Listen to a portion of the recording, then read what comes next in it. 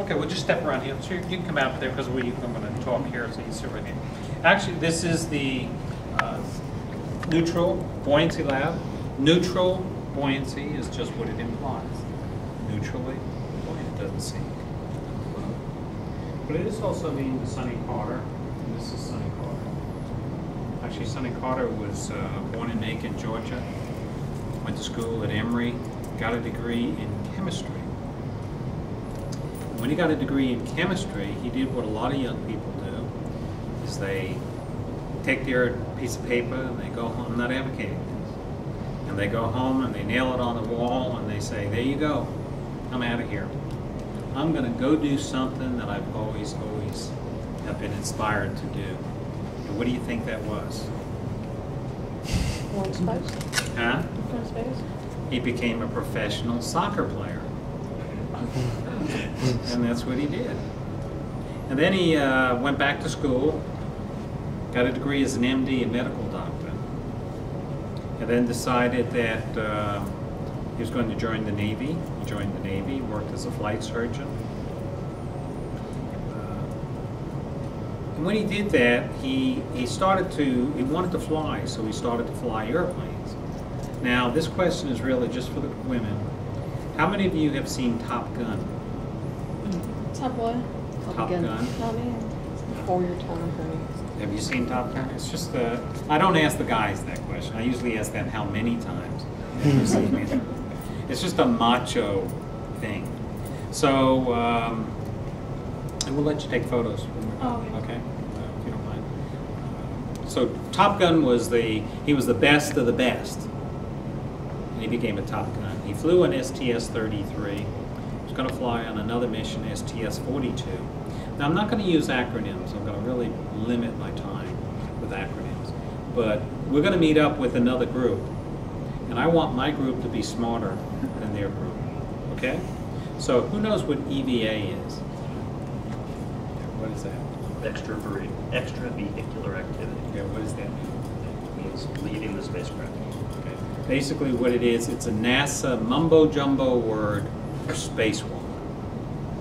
That's all it is. So if I say EVA, like I said, it's just a NASA mumbo-jumbo word for spacewalk. That's good.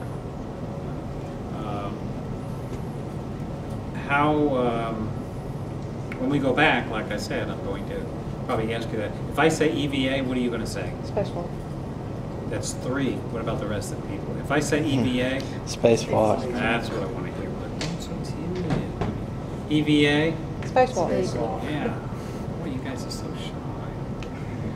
Last time I did that, I thought I had it down. Everybody was there, and then I asked, and one person said, NASA mumbo jumbo. So I want to make sure you get it right. I know we have a lot of young people here, and I don't know if you know, you probably don't know, that we were in a race to go to the moon with the Russians. Yeah. And everything we did, the Russians did before us. We erred on the side of safety, which is good. And we'll share some of that with you. Come on down this way.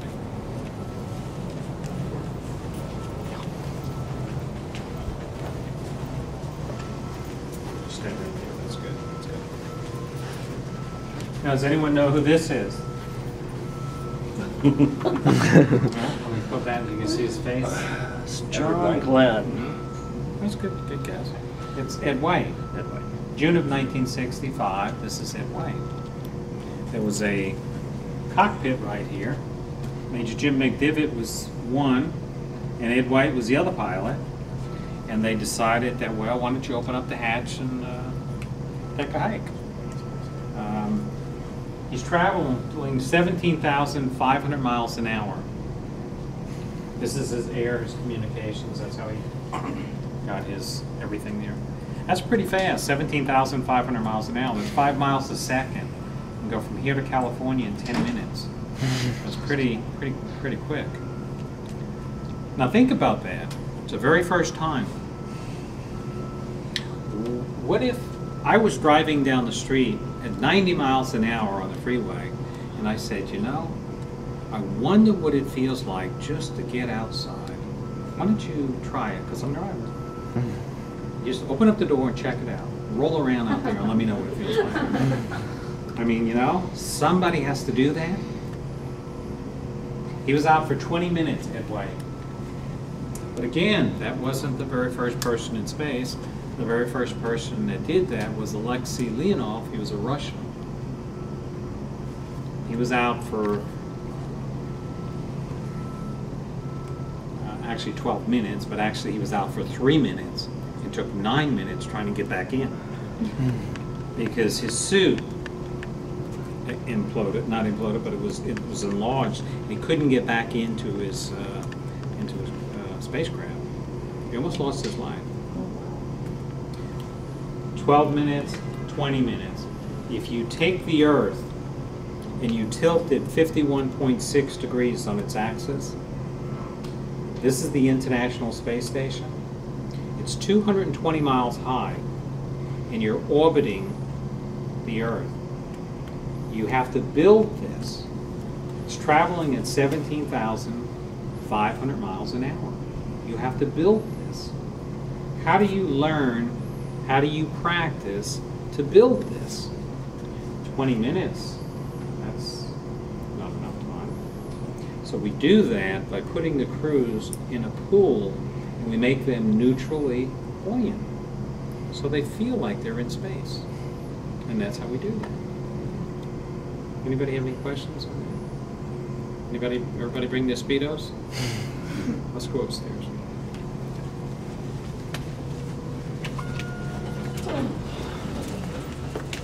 Okay. Squeeze. Oh, don't. Like, oh, don't squeeze me. I'm That bum's breath killed me. crazy. It's the dozen limit. Claustrophobic. The elevator made by the lowest bidder too. I'm sorry? The elevator made by the lowest bidder. You talk about elevators, you'll get to see elevators later. What? You'll get to see elevators later. This is a Cadillac. Oh, jeez. I didn't like that. Like, nothing like earthquakes here. With Hyundai brakes. Okay, we're going to step right up here. Step quickly. Thank you. Whoa, I feel a bit different. I think the air is different up here. Yeah, it's good vibration. Big I pool. want to talk about this here. So we do. This is a, well, first of all, what's it smell like? A pool. Chlorine. Chlorine, a Tootsie Roll. Not up here, only downstairs. But it smells like chlorine because of the pool. It's a pool, it's 202 feet by 102 feet, 40 feet, 6 inches deep. It has 6.2 million gallons of water. And every 19.6 hours, all of that water is recirculated. That's in that pool. That's the largest, one of the largest pools in the world, training facilities. This is an orbiter, a model of an orbiter. It's 15 feet by 60 feet. These are the yellow handles. See those yellow handles around? They use that to tether onto. When I say tether, they hook onto. Otherwise, they float away. There's 2 people that go out on an EVA. What's an EVA? Spacewalk. That. And if I turn around and you didn't tether on, you're gone. Now, does anyone know what this is called? It's an arm that moves stuff around. That's good. It's called the RMS, Remote Manipulator System. Is anybody from Canada? I can say what I want. I have a friend from Canada. Oh, I don't care. Yeah, it's right here. Yeah, I don't care. But if you're from Canada and I said that this was a remote manipulator arm, you'd say, no, no, no, David. That's the Canada Arm 1. Because that's officially what they call it. And it's a very sophisticated device. It picks things up robotically. It's operated from the cockpit, looking back.